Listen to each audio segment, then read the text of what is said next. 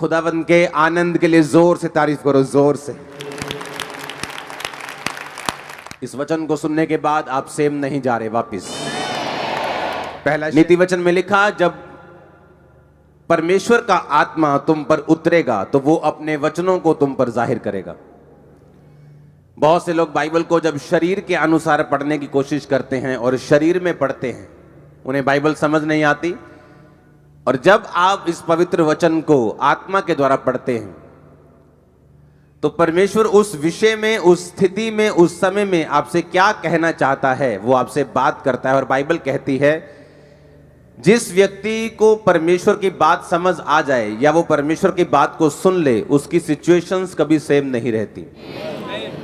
एक छुटकारा पाए हुए व्यक्ति और एक बिना छुटकारा पाए व्यक्ति में एक ही चीज का फर्क है कि उसको परमेश्वर की मर्जी मालूम थी और उसने पूरा किया, और दूसरे को परमेश्वर की इच्छा मालूम नहीं थी।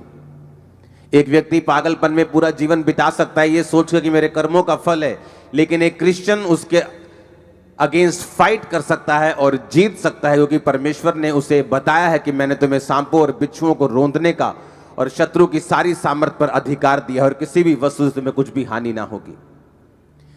पहला शमूएल 3 उसकी 1 से 21 आयत में लिखा, वह बालक शमूएल अली के सामने यहोवा की सेवा टहल करता था। उन दिनों में यहोवा का वचन दुर्लभ था और दर्शन कम मिलता था। और उस समय ऐसा हुआ कि एली की आंखें तो धुंधली होने लगी थी और उसे ना सूझ पड़ता था। जब वह अपने स्थान में लेटा हुआ था और परमेश्वर का दीपक अब तक बुझा नहीं था, और शमूएल यहोवा के आराधनालय में जहां परमेश्वर का संदूक था वहां लेटा था। यहोवा ने शमूएल को पुकारा और उसने कहा, क्या आज्ञा? तब उसने एली के पास जाकर दौड़कर कहा, क्या आज्ञा? तूने मुझे क्यों पुकारा है? वह बोला, मैंने नहीं पुकारा, फिर जा लेटा रहे। और वह जाकर लेट गया। तब यहोवा ने फिर पुकार कर कहा, हे शमूएल। शमूएल उठकर अली के पास गया और कहा, क्या आज्ञा? तूने मुझे पुकारा है। और उसने कहा, हे मेरे बेटे, मैंने नहीं पुकारा, फिर जा लेटा रहे। उस समय तक शमूएल यहोवा को नहीं पहचानता था और ना ही यहोवा का वचन उस पर प्रकट हुआ था। फिर तीसरी बार यहोवा ने शमूएल को पुकारा और वह उठकर एली के पास गया और कहा, क्या आज्ञा? तूने मुझे क्यों पुकारा है? तब एली ने समझ लिया कि इस बालक को यहोवा ने पुकारा है। इसलिए एली ने शमूएल से कहा, जा लेटा रहे। यदि वह तुझे फिर पुकारे तो तू कहना, हे यहोवा कह, क्योंकि तेरा दास सुन रहा है। तब शमूएल अपने स्थान पर जाकर लेट गया। तब यहोवा आ खड़ा हुआ और पहले के समान पुकारा, शमूएल, शमूएल। शमूएल ने कहा, कह, क्योंकि तेरा दास सुन रहा है। यहोवा ने शमूएल से कहा, सुन, मैं इज़राइल में एक ऐसा काम करने पे हूं जिससे सब सुनने वालों पर बड़ा सन्नाटा छा जाएगा। अपनी हाथों को उठाकर, अपनी आंखों को बंद करके खुदावंद से बात करो, परमेश्वर, आज जो वचन मैं सुनने जा रहा हूं ये मेरी तरक्की का, मेरी आशीष का कारण हो। ये वही शमूएल है जिसको हन्ना ने परमेश्वर के भवन में दे दिया था। और बाइबल कहती है वो एली याजक के नीचे काम करता था और वो भवन के सारी सेवा में लगा रहता था। एक दिन यहोवा ने जब उसे पुकारा, हे शमूएल, हे शमूएल, बाइबल कहती जैसे ही उसने परमेश्वर की आवाज को सुना, क्योंकि उसने उससे पहले परमेश्वर की आवाज को कभी नहीं सुना था, और बाइबल कहती वो उठा और अपने जाके एली के पास, सेवक के पास जाकर बोला, क्या आज्ञा? आपने मुझे पुकारा है, बताइए क्या करूं? उसने कहा, मैंने नहीं पुकारा। उसने कहा, ठीक है, शायद गलती लग गई होगी। वो फिर जाकर लेटा और बाइबल कहती है फिर यहोवा ने पुकारा, हे शमूएल, हे शमूएल। उसने जाकर एली को कहा, तूने मुझे पुकारा है? उसने कहा, नहीं, मैंने नहीं पुकारा। जब तीसरी बार भी ऐसा हुआ और जब एली समझ गया कि परमेश्वर इसको आवाज लगा रहा है, और उसने कहा, शमूएल, अब जब परमेश्वर तुझे आवाज लगाए तो तू बोलना, हे यहोवा, क्या आज्ञा? मैं तेरा दास सुन रहा है, तू बोल, तू क्या बोलना चाहता है? अब मैं आपसे एक क्वेश्चन करना चाहता हूं। अगर इस भीड़ में आप यहां बैठे हैं, आपकी मम्मी या आपके फादर या आपका ब्रदर वो पीछे बैठा है बिल्कुल, और अभी भी अगर वो आपको पीछे से आवाज लगाए, आप हजारों लोगों में से उसे पहचान लोगे, हाँ या ना? आपका नाम अगर अमित है और पीछे से आपकी मम्मी आवाज लगाए अमित बेटा, तो आप पीछे मुड़ के देखने लोगे मेरी मां ने आवाज लगाई है। लेकिन अगर आप एक स्ट्रेंजर, एक ऐसा व्यक्ति जिसकी आप आवाज नहीं पहचानते, बाइबल कहती है मेरी भेड़ें मेरी आवाज को पहचानती हैं। हाँ, अगर आपकी मम्मी पीछे से पुकारे बेटा तो आप सुन लोगे, लेकिन अगर कोई और पुकारे तो आपको लगेगा किसी और को आवाज लगाई जा रही, मेरे को नहीं, क्योंकि वो आवाज आपने सुनी नहीं, वो आपकी अपने की नहीं। यीशु मसीह ने कहा मेरी भेड़ें मेरी आवाज को पहचानती हैं और वो मेरे पीछे चलती हैं। अब यहां पर जब परमेश्वर ने शमूएल को आवाज लगाई तो बाइबल कहती है उसकी आवाज, परमेश्वर की आवाज एली याजक की आवाज से बिल्कुल मेल खाती थी और 100% मिलती थी। ऐसा नहीं हो सकता कि आपको कोई और आवाज लगाए और आप अपने पापा के पास चले जाएं। अगर आपके पापा की आवाज आपको नहीं आई, आप बाहर देखेंगे जाके घर के कि मुझे कौन आवाज लगा रहा है, क्योंकि वो आपने वो आवाज सुनी नहीं। लेकिन अगर वो आवाज आपकी माँ ने या बाप ने या भाई ने लगाई है, आप डायरेक्ट उसके कमरे में जाके पूछोगे कि क्या बात है, आपने मुझे पुकार रहे थे, आप बुला रहे थे, बताइए क्या चक्कर है। लेकिन बाइबल यहां कहती है कि उसने यहोवा की आवाज को पहले कभी नहीं सुना था। बाइबल कहती है जैसे ही एली याजक उसको मिला और उसने कहा मैंने तुझे नहीं पुकारा, वो बड़ा हैरान हुआ, फिर वापस गया, लेटा। तीसरी बार जब परमेश्वर ने पुकारा तो फिर एली याजक की आवाज में ही पुकारा।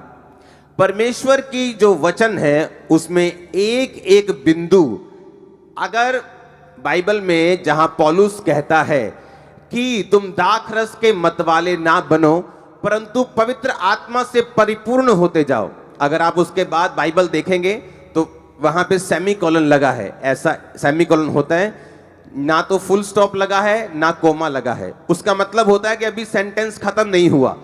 आगे उसने लिखा अपने आप से भजन संहिता से बातें करते हुए, गैर भाषा में प्रार्थना करते हुए धन्यवाद। यानी अगर उसने ये कहा कि तुम पवित्र आत्मा से परिपूर्ण होते जाओ, तो सेमीकोलन का मतलब कैसे होना है। बाइबल इतनी गहरी है, इतनी वो गहरी है कि एक कोमे का, एक बिंदु का, एक फुल स्टॉप का भी पूरा उसमें कारण है। अगर बाइबल में वो जिक्र है, यहां पर बहुत बड़ा कारण था कि परमेश्वर ने शमूएल से जो बात की अपने सेवक की आवाज की मैचिंग में और पूरी तरह से अपने सेवक की आवाज के रूप में ही शमूएल से कहा हे शमूएल, हे शमूएल। बाइबल कहती है अगर इजराइलियों के छुटकारे के बीच में, उनके और परमेश्वर के बीच में कोई कनेक्शन था तो वो कनेक्शन मूसा का था। बाइबल कहती है मूसा के चले जाने के बाद अगर कोई कनेक्शन उनका और परमेश्वर के बीच का था तो वो यहोशू था, वो जीसस क्राइस्ट थे, वो पतरस था, वो पौलुस था। बाइबल कहती है कि परमेश्वर ने जानबूझ के जब शमूएल को आवाज लगाई तो उसने जानबूझ के एली की आवाज में उसको आवाज लगाई। बाइबल कहती है कलीसिया का काम जो है सिर्फ चर्च में आके बरकत को पाना नहीं है। बरकत आपको मिल जाती है जिस दिन आप यीशु मसीह को ग्रहण करते हैं अपने उद्धारकर्ता के रूप में। लेकिन जब आप चर्च में लगाए जाते हैं, रोपे जाते हैं, बोए जाते हैं ताकि आप ग्रो कर सकें, आपका मकसद, एक पेड़ को लगाने का मकसद सिर्फ उसको ग्रो करना नहीं होता, बल्कि उस पेड़ का काम होता है फल देना, उस पेड़ का काम होता है छाया देना। बाइबल कहती है जब परमेश्वर आपको चुनते हैं और अपने भवन में लगाते हैं, जो लोग एक से ज्यादा सेवकाइयों में लगे हुए हैं वो किसी काम के नहीं, मैं आपको गारंटी दे सकता हूं। एक ऐसी मेजर सेवकाई होनी चाहिए जहां से आप परमेश्वर की आवाज को ले पाते हैं, जिसको आप रियली फॉलो करते हैं। अगर आप ज्यादा सेवकाइयों को फॉलो करते हैं आप कहीं नहीं पहुंचते। लेकिन बाइबल कहती है अगर आप एक आवाज को सुनते हैं और फॉलो करते हैं तो परमेश्वर आपको उस दिशा में लेके जाते हैं जो दिशा आपके लिए परमेश्वर ने चुनी है। अगर परमेश्वर ने शमूएल को भविष्यद्वक्ता के रूप में चुना तो परमेश्वर ने जो स्टार्टिंग की वो एली की आवाज के रूप में उसको पुकारा और फिर उसको प्रोफेटिक मिनिस्ट्री में परमेश्वर लेके गया। अब मैं आपको ये बात बताना चाहता हूं क्यों परमेश्वर ने उसको एली की आवाज में पुकारा? जैसे आपका जन्म हुआ मसीह में और आप कलीसिया में लगाए गए, बाइबल कहती है, पौलुस ने कहा वो कलीसिया जिसने उसकी 2 बार सहायता की, लेने और देने में और दानों और सहायता में, और बाइबल कहती है उसने कहा परमेश्वर तुम्हारी हर घटी को महिमा सहित मसीह यीशु में पूरा करेगा। यानी परमेश्वर की आवाज ये थी कि तुमने जब मिशनरी कामों में मेरा साथ दिया इसलिए मैं तुमको ब्लेस करूंगा। यही काम कलीसिया का था। कलीसिया ने गलती की, सबसे पहली गलती कलीसिया की थी जब यीशु मसीह जी उठे, और जी उठने के बाद जब वो स्वर्ग चले गए, 40 दिन प्रचार करने के बाद 41वें दिन हजारों लोगों के बीच में वो स्वर्ग में गए। और बाइबल कहती है उसी तरह वो हमको लेने भी आने वाले, हमें तैयार रहना है। और बाइबल कहती है उसके बाद जब चेले प्रचार करने लगे और वही चिन्ह चमत्कार चेलों की जिंदगियों से होने लगे, वही मिरेकल्स होने लगे। और बाइबल कहती जब चेलों पर सताव आया और याकूब तलवार से मारा गया, और बाइबल कहती कलीसिया को गलती याद आई कि हमें सिर्फ चर्च में लगाए जाने का कारण आशीष लेना और लंगड़े चलाना और अंधों को आंखें दिखवाना नहीं है। हमारा खुद की ये रिस्पॉन्सिबिलिटी है कि हम प्रेरितों के लिए प्रार्थना करें। और बाइबल कहती जब पतरस को भी उन्होंने मारने के लिए पकड़ा और कलीसिया लॉ लगाकर, यानी पूरी तरह से एकजुट होकर और पूरी तरह से बिना डिस्ट्रैक्शन के, कोई 1 घंटे वाली वो 1.5 घंटे वाली प्रार्थना नहीं थी, लॉ लगाकर, मतलब लगातार वो बैठ चुके थे कि परमेश्वर से, जिस तरह लोग धरना लगा के बैठ जाते हैं कि जब तक सरकार हमारी बात नहीं सुनेगी हम उठेंगे नहीं, और जब सरकार देखती है कि धरना असली वाला ये उठेंगे नहीं तो अब आपकी बात वो सुनती, लेकिन जब उसको मालूम होता है कि ये धरना बहुत लंबा नहीं चलने वाला, वो बात को मानती नहीं। उसी तरह से परमेश्वर को मालूम है कि ये व्यक्ति जब प्रार्थना में बैठ चुके हैं, लॉ लगाकर वो प्रार्थना कर रहे हैं, और बाइबल कहती परमेश्वर ने अपने स्वर्गदूतों को रिलीज किया। वो पतरस के पास गया, जेल के अंदर जाके उसकी खुद सांकलें खोली, जेल के दरवाजे खोले, कितने पहरों में उनको रखा, कितनी लेयर्स में उनको रखा जाता था सिपाहियों के पहरे में, उन सबको छोड़कर परमेश्वर ने उसको आजाद किया, अपने घर वापस लेके गया। और फिर कलीसिया को समझ आई कि हमारा काम सिर्फ बरकत लेना ही नहीं, हमारा काम उस विजन, उस मिशन के लिए प्रार्थना करना भी है जो परमेश्वर ने दासों को दिया है।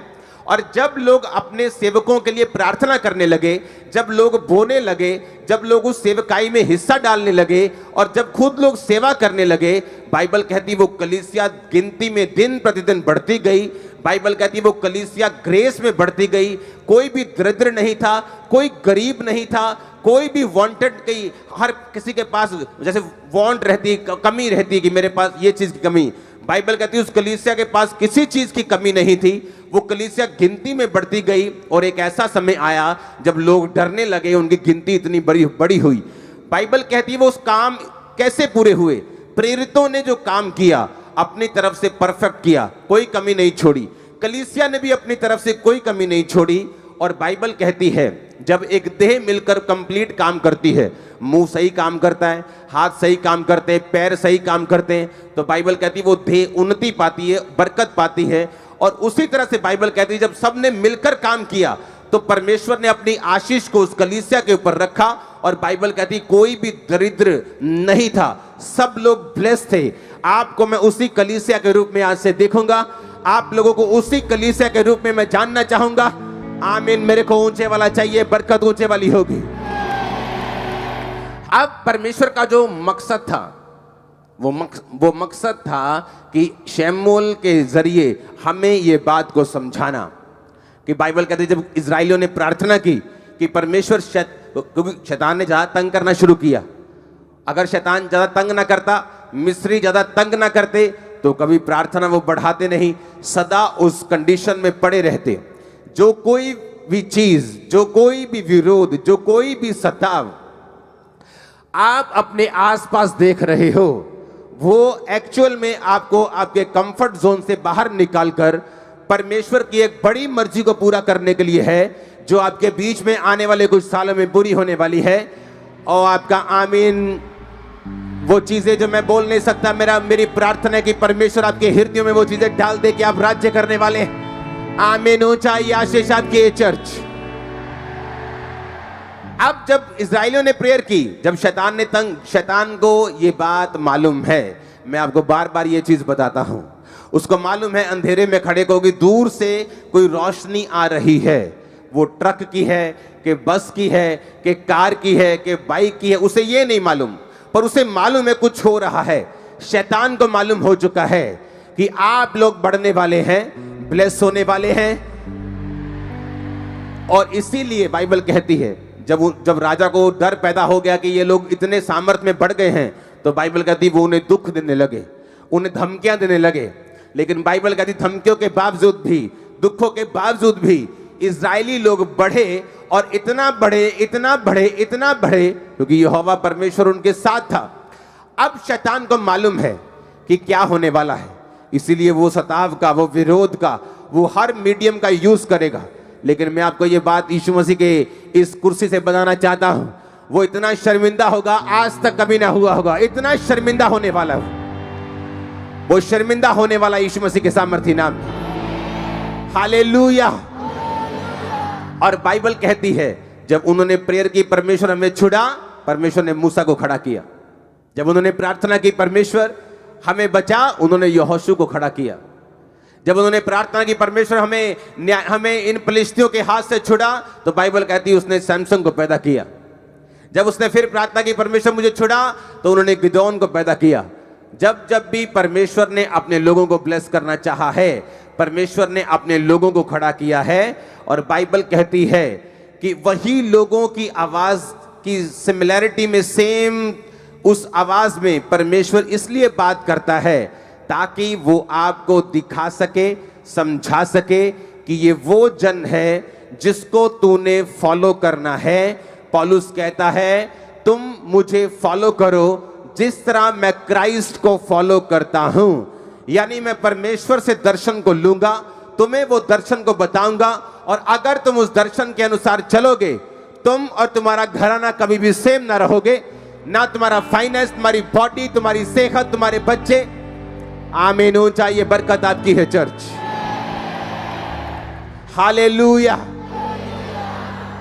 जब परमेश्वर के दास शमूएल ने रिकॉग्नाइज कर लिया कि परमेश्वर की आवाज जो थी वो शमूएल के, वो उसके जो स्पिरिचुअल फादर एली के रूप में परमेश्वर ने दी, और जब उसने समझाया और उसने डायरेक्ट किया, क्योंकि जो परमेश्वर के दास हैं, जब आप उनका पीछा करते हैं तो वो इसलिए पीछा नहीं करवाते कि वो अपना पीछा करवा सके। वो भी यही बोलते हैं कि तुम यहोवा की बात को सुनो, तुम्हारी हेल्प करते हैं। एली ने हेल्प की, उसको समझ नहीं आ रही थी क्या हो रहा है। एली ने कहा अब अगर तुझे आवाज आए तो कहना क्या आज्ञा, बोल, तेरा दास सुन रहा है। और बाइबल कहती है परमेश्वर ने फिर उससे बात करनी शुरू की इजराइल के बारे में, आने वाली घटनाओं के बारे में, कि वो दोनों होपनी और पिनहास नामक दोनों जो याजक जो कुकर्म करते थे और व्यभिचार करते थे और गलत भेंटों का प्रयोग करते थे गलत रीति से, कि वो मारे जाएंगे। और परमेश्वर ने शमूएल की सेवकाई को शुरू किया। शुरू होने से पहले उसने एली का पीछा किया। शुरू होने से पहले वो परमेश्वर के भवन में लगा रहा, परमेश्वर के भवन की सेवा करता रहा। आज लोगों को ये नहीं मालूम कि एक स्पिरिचुअल मेंटर की कीमत क्या है, स्पिरिचुअल फादर की कीमत क्या है। जिस तरह शरीर में लोग व्यभिचारी हैं, आत्मा में भी लोग व्यभिचारी हैं। 10-10, 5-5 मिनिस्ट्रीज को फॉलो करते हैं, कभी मालूम नहीं होता हमें क्या करना है, कभी कहीं नहीं पहुंचते कि मुझे किस दिशा में जाना है, क्योंकि उनकी आवाजें जो हैं वो मल्टीपल हैं। उन्हें ये नहीं पता कि मुझे कौन सी आवाज को फॉलो करना है, इसीलिए वो वहां नहीं पहुंच पाते जहां परमेश्वर उनको लेके जाना चाहता है। अब परमेश्वर ने अपनी आवाज में, जब एली की आवाज में उसको आवाज लगाई, तो परमेश्वर ने ये बता दिया कि तुझे मैंने, तेरे स्पिरिचुअल फादर अपने दास की आवाज में इसलिए आवाज लगाई है ताकि ये मैसेज दुनिया तक पहुंच सके कि अगर परमेश्वर तुम्हें छुड़ाना चाहता है, वो तुम्हें अच्छी संगति देगा, वो तुम्हें जीवित चर्च देगा, वो तुम्हें अच्छे दास देगा। तुम दुनिया में जहां भी मुझे सुन रहे हो, जहां भी तुम जिस चर्च में जाते हो, वो जीवित चर्च होनी चाहिए, जीवित वचन होना चाहिए, हर एक चीज वहां होनी चाहिए। मिरेकल्स होने चाहिए, वचन की गहराई होनी चाहिए, पैसों की लूटपाट नहीं होनी चाहिए। बाइबल कहती है जब आप इन वचनों को सुनकर परमेश्वर की आवाज को समझना शुरू कर देते हैं, तो वो आपकी बुलाहट में आपको एंटर करवाना शुरू करता है। जिसके लिए उसने आपको अपने पास बुलाया, जिस काम के लिए परमेश्वर ने आपको चुना, वो एक प्रॉफिट हो सकता है, वो एक सेवक के रूप में हो सकता है, एक डॉक्टर के रूप में हो सकता है, एक नर्स के रूप में हो सकता है, एक बिजनेसमैन के रूप में हो सकता है। हर एक व्यक्ति की कॉलिंग अलग अलग है। वो कॉलिंग परमेश्वर आप तक पहुंचाता है जब आप भवन में लगाए जाकर इन सब अपनी ड्यूटीज को पूरा करते हैं। अगर आप प्रार्थना कर सकते हैं, आप प्रार्थना करते हैं। अगर आप बीज बोना जानते हैं, आप बीज बोते हैं। अगर आप कुछ भी करना जानते हैं, आप कोई भी वरदान आपके पास है, गिफ्ट आपके पास है, आप उसे परमेश्वर के भवन के लिए, आप उसे सेवकाई के लिए यूज करते हैं। और इसी काम के लिए परमेश्वर ने आपको अपने पास बुलाया। उसने सिर्फ ऐसी कलीसिया बनने के लिए आपको नहीं बुलाया कि आप आए, आमीन आमीन करें, अपनी हीलिंग ले, ब्लेसिंग ले, अपनी साल्वेशन ले और यहां से चले जाएं। बाइबल कहती है आप ब्लेस्ड हैं दूसरों को ब्लेस करने के लिए, डिलीवर हैं दूसरों को डिलीवर करने के लिए, आप चंगे हैं दूसरों को चंगा करने के लिए, आप बचाए जा चुके हैं दूसरों को बचाने के लिए। ओ आमीन, ऊंचा चाहिए, ये बरकत आपकी है। आज के बाद अब जब यहां से जाएं, आप दूसरों को बचाने वाले बने, दूसरों को हील करने वाले बने, दूसरों को डिलीवर करने वाले बने, दूसरों को आजाद करने वाले बने, अपने परिवार को बचाने वाले बने। आमीन, ऊंचा, पवित्र आत्मा पे उतरे यीशु मसीह के नाम में। हालेलुया। और ये परमेश्वर का प्लान था, इसलिए उसने गलती नहीं की। इस दुनिया में 800 करोड़ लोग हो चुके हैं। 800 करोड़ में कम से कम आप लगा लो 780 करोड़ लोगों की आवाज एक दूसरे से नहीं मिलती होगी। हाँ, कुछ की थोड़ी बहुत मिलती है, लेकिन एग्जैक्ट नहीं। लेकिन बाइबल कहती परमेश्वर ने एली के आवाज, एग्जैक्ट आवाज में ही उसको आवाज लगाई। वो आपको एक मैसेज देना चाहता है कि परमेश्वर का मुंह नहीं है, मेरा मुंह उसका मुंह है, आपके हाथ उसके हाथ हैं। आप मेरी बात ध्यान से समझेंगे तो जरूर ब्लेस होंगे। आज मैंने कहा उसका मुंह नहीं है, मेरा मुंह उसका मुंह है, आपके हाथ उसके हाथ हैं। वो जितने समर्पित हैं उतना वो काम कर लेगा, और जितना वो काम करेगा उतना वो आपको ब्लेस करेगा। आमीन। जिन व्यक्तियों का शरीर परमेश्वर के लिए समर्पित है, पवित्र आत्मा उनसे गैर भाषाओं के जरिए दूसरे लोगों के लिए, दूसरे देशों के लिए, जिनको आप जानते तक नहीं, उनके लिए वो प्रार्थना करवाता है आपके अंदर से। जो पवित्र आत्मा के साथ समर्पित हृदय के साथ चलते हैं, आप गैर भाषा में प्रार्थना करते हैं, आप नहीं जानते आप किन के लिए प्रार्थना कर रहे हैं। अपने लिए प्रार्थना कर रहे हैं कि दूसरे के लिए कर रहे हैं कि सेवक के लिए कर रहे हैं। और इसलिए पौलुस ने कहा था, जब मैं गैर भाषा में प्रार्थना करूंगा तो मैं आत्मा से भी करूंगा और बुद्धि से भी करूंगा। बुद्धि से यानी कि मैं प्रेयर पॉइंट्स के साथ भी करूंगा, लिखकर प्रार्थना भी करूंगा, और आत्मा के साथ प्रार्थना भी करूंगा। और जब आप पवित्र आत्मा को अपना शरीर देते हैं, एक व्यक्ति जो व्यभिचार में उलझा हुआ, पाप में उलझा हुआ, फोन में उलझा हुआ, फेसबुक में उलझा हुआ, इंस्टाग्राम में उलझा हुआ, वो परमेश्वर के सामने समर्पित नहीं है। वो ऐसा व्यक्ति नहीं जिसे पवित्र आत्मा यूज कर सके। वो आशीषित हो सकता है, ब्लेस्ड हो सकता है स्वर्ग भी चला जाए अगर कोई मेजर पाप उसके लाइफ में नहीं है। लेकिन क्या वो इस्तेमाल हो रहा है खुदावंद के लिए? क्या वो यूज हो रहा है? अगर आप यूज होना शुरू होंगे, इस्तेमाल होना शुरू होंगे, वो चाहे थोड़ी स्टार्टिंग क्यों ना हो, शुरुआत थोड़ी क्यों ना हो, वो आपकी जनरेशंस को चुन लेगा, आपके पोतों तक को चुन लेगा। सारा पैटर्न चेंज हो जाएगा, सब कुछ बदल जाएगा। दो गाड़ियों के ट्रैक जब चलते हैं साथ साथ, एक लुधियाना तक जाता है और एक मुंबई तक जाता है, लेकिन अभी दोनों साथ साथ चल रहे हैं। अगर आप ट्रैक चेंज करेंगे तो ज्यादा फर्क नहीं लगता, ये भी इधर जा रहा है और ये भी इधर जा रहा है। लेकिन एक समय आता है जब वो ट्रैक अलग हो जाता है, आगे बढ़ जाता है, अलग ही हो जाता है। इसी तरह से कलीसिया में बैठे हुए लोग हैं, एक सेवा करने वाला, एक बिना सेवा वाला, दोनों सेम ट्रैक पे लग सकते हैं, दोनों बराबर लग सकते हैं, लेकिन उनका फ्यूचर बराबर नहीं है। सेवा करने वालों का फ्यूचर बराबर नहीं है। वो दूसरों से कहीं अधिक आशीषित होंगे, दूसरों से कहीं अधिक आगे होंगे। आमीन, ऊंचा, ये बरकत आपकी है। हालेलुया। ये इत्तेफाक नहीं था कि परमेश्वर उसे एली की आवाज में ही आवाज लगाए। अगर परमेश्वर थोड़ी सी भारी आवाज निकालता, शमूएल, तो उसको मालूम होता कि परमेश्वर की ये किसी की आवाज लग रही, स्वर्गदूत की आवाज लग रही, ये किसी और की आवाज लग रही, ये बड़ी हेवनली आवाज लग रही, कहीं परमेश्वर तो नहीं है। तो वो बोल सकता कि तू कौन है, मेरे को आवाज क्यों आ रही है, तू क्या है। लेकिन बाइबल कहती है उस परमेश्वर की आवाज बिल्कुल एली की आवाज की तरह थी। वो आपकी स्पिरिट में कोई मैसेज देना चाहता है। आमीन। ये गलतियां वहीं होती हैं जहां कलीसियाएं नहीं होती हैं। अगर आप अफ्रीका में चले जाएं, 1386 मिलियन वहां पे लोग हैं। आपको इंडियन भाषा में बताऊं तो 135 करोड़ के करीब वहां पे लोग हैं। 70% लोग वहां पे मसीही हैं, क्रिश्चियंस हैं, 70%। पिछले दिनों एक टेस्टिमनी दे रहा था आदमी, वो उस देश का वाइस प्रेसिडेंट बन गया और एक चर्च में वो स्टैंडिंग वॉलंटियर था। डेक बाइबल को लिखने वाला। मैंने आज तक, मुझे इतने साल हो गए परमेश्वर में चलते, मैंने डेक बाइबल जैसी कोई बाइबल नहीं देखी आज तक। चाहे मैं उसे रोज नहीं पढ़ता हूं, मैं अपनी पर्सनल बाइबल को ज्यादा और इब्रानी यूनानी भाषा को ज्यादा पढ़ता हूं, लेकिन डेक बाइबल के जैसी कोई बाइबल इस पृथ्वी पे अब तक नहीं है। बाइबल अलग अलग नहीं है। कुछ लोग बोलते हैं बाइबल में शोध हुई है। इन्होंने दे बाइबल जो हजार शोधा हो गई हैं जी। बाइबल में एक भी शोध कभी नहीं हुई, ना होगी कभी, कभी नहीं हुई। मैं चैलेंज करता हूं। प्रॉब्लम यह है कि बाइबल लिखी गई है इब्रानी भाषा में और यूनानी भाषा में।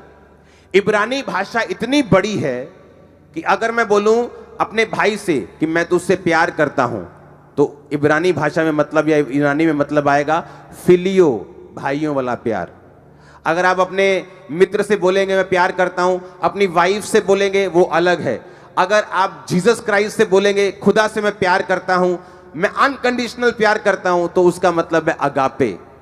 लेकिन जब आप उसे हिंदी में या पंजाबी में लिखते हैं तो आप हर जगह लिखते हैं प्यार प्यार प्यार, ना फिलियो ना अगापे।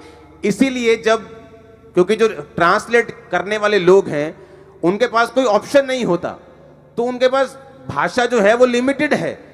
तो प्यार का मतलब प्यार ही है, तो वो प्यार को प्यार तब लिख देते हैं। लेकिन जब आने वाले समय में उनको भाषा को कोई अच्छा शब्द मिल जाता है, हाँ, तो वो क्या करते हैं, फिर उस बाइबल में उस शब्द को वो शोध कर देते हैं। लेकिन ओरिजिनल बाइबल वही है, वो एक बार चेंज नहीं हुई, एक भी बिंदु तक उसमें बदला नहीं है। आप समझ रहे मेरी बात को। और जब दूसरी भाषाएं जो कैपेसिटी में इब्रानी की जैसी नहीं है, इब्रानी सबसे दुनिया की पुरानी भाषा है, वो उनकी कैपेसिटी इब्रानी जैसी नहीं है किसी भाषा की। इंग्लिश में भी शोध हुई है, हर भाषा में हुई, क्योंकि जैसे ही उनको अच्छा शब्द उससे मिलता है वो उसको काट कर अच्छे और उससे भी और बेटर शब्द को लिख देते हैं। लेकिन जो ओरिजिनल बाइबल इब्रानी यूनानी में है उसमें वो ऐसा नहीं कर सकते, क्योंकि वो लिखी जा चुकी है और वो कंप्लीट है और वो पूरी है। अब ध्यान से सुनो, जब अफ्रीका में परमेश्वर के काम हुए और वहां पे मसीहत ने जबरदस्त रीति के साथ, और जब मैं मसीहियत कहता हूं तो उसका मतलब क्रिश्चियन धर्म नहीं है। हम जानते हैं कि परमेश्वर धर्म बदलने नहीं आया, हाँ या ना? नहीं तो वो सबसे कहता पहले ईसाई बनोगे तो मैं तुमको ये दूंगा, पहले ईसाई बनोगे। परमेश्वर ने कहा अगर तुम मुझ पर विश्वास करोगे, अगर तुम मुझको फॉलो करोगे, अगर तुम पापों को त्याग दोगे, अगर तुम मुझे अपना परमेश्वर कहोगे, दैट्स इट, आमीन। अब वहां पर जब क्रिश्चियनिटी और मसीहत ग्रो हुई तो वहां पर इस वचन को प्रचार किया गया। पंजाब में, इंडिया में अभी इस वचन को खुल के प्रचार जो है लोग नहीं कर पा रहे, लेकिन परमेश्वर ने मेरी ड्यूटी लगाई ये काम करने की। जब वहां पे प्रीच किया गया और उनको चर्च की और अपने पास्टर्स की अहमियत को समझाया गया। आप इमेजिन करो, डेक बाइबल ऐसी बाइबल नहीं है जितना उसने एक्सप्लेन किया है नीचे। जब वो लिखी गई, वो व्यक्ति जिस चर्च का मेंबर था, एक मेंबर ने वो बाइबल लिखी है और उस पास्टर से प्रार्थना करवाने के लिए गया कि मैंने ये बाइबल लिखी है, मुझ पे प्रार्थना कर दीजिए। बाइबल लिखने के बाद भी उसी चर्च का मेंबर रहा। आज कोई अगर एक काम कर दे, इंटरनेट पे उसके 10 व्यू भी आ जाएं, तो अपने आप को इतना कलीसिया से बड़ा समझने लगता है। उसको लगता है कि अब मुझे किसी कलीसिया की जरूरत नहीं, मैं अगर जितना कलीसिया के बाहर काम करूंगा उतना लोग मुझे ज्यादा इनवाइट करेंगे, और धोबी का कुत्ता ना घर का ना घाट का। क्योंकि आपको एक भवन चाहिए होता है जहां से आप इंस्ट्रक्शंस ले सके, जहां से खुदा आपसे बात कर सके। आपको मालूम हो कि इस मैन ऑफ गॉड की इंस्ट्रक्शन को मैंने लेना है और इसी को फॉलो करना है, दैट्स इट। किसी से नफरत नहीं करना, किसी की टीचिंग को निंदना नहीं है, लेकिन वो बाप एक होता है जिसकी आवाज को हम सुनते हैं। अब वो देखो, वो आदमी अभी भी उस चर्च में है। एक चर्च में जब पास्टर ने प्रीच किया कि जब तुम चर्च के साथ फेथफुल रहते हो और अपने दर्शन के साथ वफादार रहते हो तो परमेश्वर तुम्हें बढ़ाता है। इमेजिन करो, इलेक्शन हुए, उस व्यक्ति ने इलेक्शन लड़ने का फैसला किया, चर्च में स्टैंडिंग वॉलंटियर, उस देश का जो अफ्रीका का सबसे बड़ा 16 करोड़ की पॉपुलेशन वाला देश था, वहां को वो वाइस प्रेसिडेंट बना। वाइस सबसे बड़ा वहां प्रेसिडेंट होता है, वहां प्राइम मिनिस्टर नहीं होता। आप बोल सकते हो उप प्रधानमंत्री वहां का वो बन गया, पावर वाला व्यक्ति, जबरदस्त पावर। दूसरा व्यक्ति जो सबसे ज्यादा पावरफुल है उस देश का, और कौन था वो? चर्च का स्टैंडिंग वॉलंटियर। वहां के पॉलिटिशियंस एक भी ऐसे नहीं होंगे क्रिश्चियन जो किसी ना किसी पास्टर के अधीन ना हो। वो जाते और पास्टर से पूछते हैं परमेश्वर क्या चाहता है। लेकिन आज जब एक पॉलिटिशियन खड़ा होता है इंडिया में, वो क्रिश्चियन है, तो उसे लगता है मुझे पास्टर की जरूरत नहीं, मैं खुद ही बहुत समझदार हूं। और सब ऐसे नहीं है, अब ट्रेंड चेंज हो रहा है पंजाब में भी। आमीन।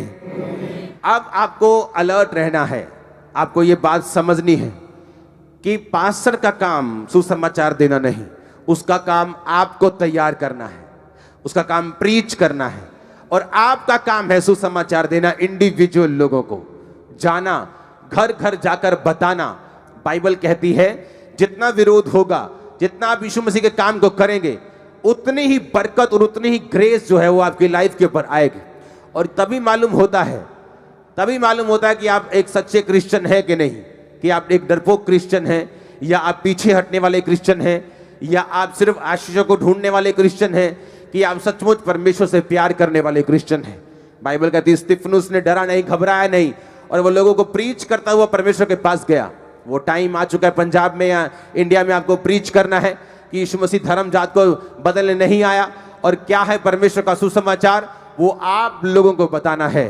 खुदाबंद आपके साथ होगा, आपके पांव में पांव डालेगा, आपके मुंह में उसका वचन होगा, और आपके हाथों में उसके हाथ होंगे। ओ आमीन। ऊंचा चाहिए चर्च मेरे को। आपके बच्चों के ऊपर भी पवित्र आत्मा उतरने वाला यीशु मसीह के सामर्थ्य नाम। आमीन। अब आपको इस दर्शन में अब सिर्फ एक हाथ से नहीं, दोनों हाथों से रहना है, एक आंख से नहीं, दोनों आंखों से रहना है, कंप्लीट रहना है और खड़े रहना है। लाइफ सेम नहीं होने वाली, लाइफ सेम नहीं होने वाली चर्च। Hallelujah, hallelujah. अगर आज आप अफ्रीका में देखेंगे तो वहां पर आपको डॉक्टर्स क्रिश्चियन मिलेंगे, वहां पर आपको बहुत से लोग जो हैं वो मसीही मिलेंगे, पॉलिटिशियंस मसीही मिलेंगे। क्योंकि जब पॉलिटिक्स का जिक्र होता है तो लोगों के दिमाग में यही होता है कि घपलेबाजी, गालियां, धरने, दंगे। लेकिन जो पॉलिटिक्स है वो एक्चुअल में ऐसी नहीं है। अगर आपको पॉलिटिक्स देखनी है, विदेशों में जाके देखो, ऐसे देश जो सिर्फ लोगों की बात करते हैं, लोगों के मुद्दों को उठाते हैं। अगर आज आप मसीही हैं और आपका कोई भी मुद्दा नहीं उठाया जा रहा, इसका मतलब आपके लोग वहां नहीं हैं जहां वो मुद्दे को उठा सकें। हालेलुया। आपको ये बात ध्यान में रखनी है, आपको ये समझना है, और आपको दिमाग में रखना है कि आने वाले समय में फिर आपने क्या करना है। जब आपकी आवाज को कोई ना समझे और आपकी आवाज को कोई उठने ना दे, तो आपको फैसला लेना है। आमीन। आने वाले समय में आप एक आवाज बन के खड़े होने वाले हो। खुदा को आप पर प्राउड होगा, मैं आपको बता रहा हूं। आमीन। अपने हाथों को उठाओ। Thank you Jesus. हमारे YouTube चैनल को सब्सक्राइब करें ताकि आप परमेश्वर के गहरे भेदों को जान सकें कि कैसे आप परमेश्वर में बढ़ सकते हैं, कैसे आप दुष्ट आत्माओं से, नशों से, बीमारियों से और वंशों के श्रापों से आजाद हो सकते हैं।